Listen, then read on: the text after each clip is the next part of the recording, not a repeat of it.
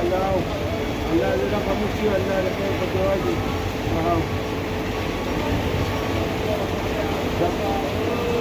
Allah ya tsaina wa